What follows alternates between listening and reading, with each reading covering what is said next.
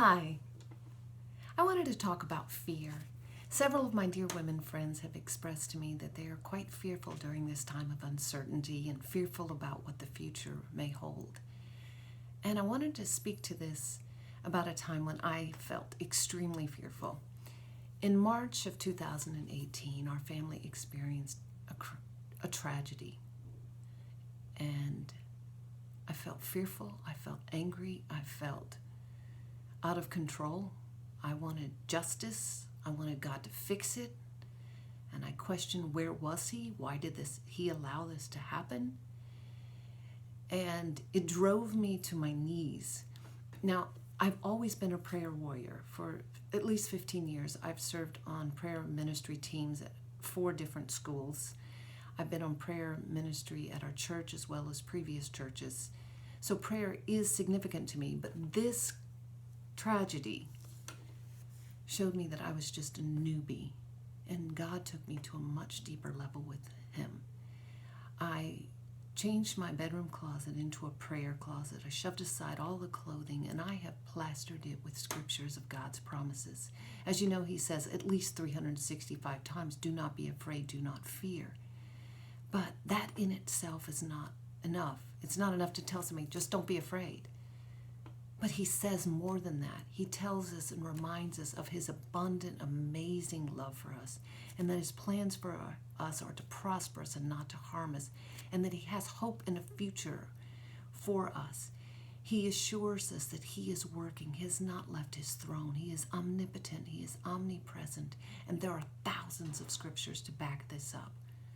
So I go into my prayer closet away from all the distractions every day, but anytime I'm feeling fearful or afraid, and I look at the scriptures I plastered on the walls. I post more scriptures on the walls.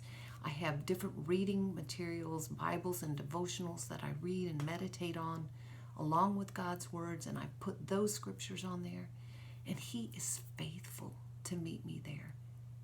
I would love to say that this tragedy is all resolved, but that is not the case.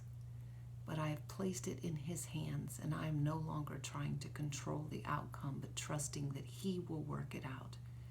But as I said, he meets me there every single day. For even today, when I was in there, I was reading this quote by Thomas Kelly, which says, "Do we live in the steady peace of God, a peace down at the depths of our souls, where all strain is gone and God is already victor over the world and already victor over our weaknesses?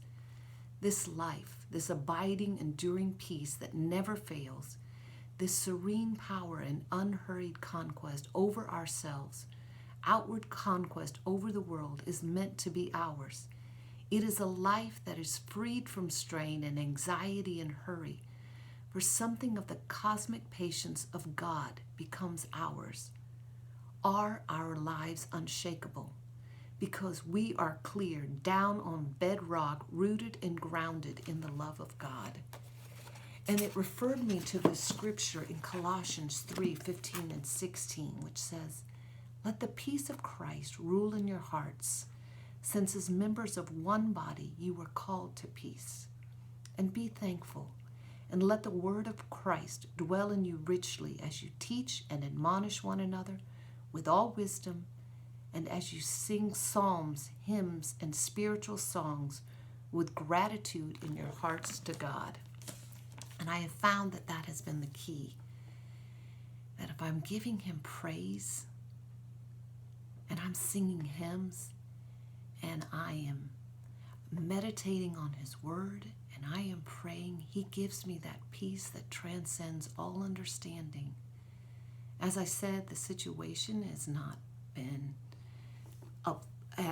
lifted, but the burden and the fear and the anxiety that I was carrying has been, because I have placed them on his altar, knowing he will fulfill what he has promised, because he is good and loves me abundantly more than all I could ever ask or measure.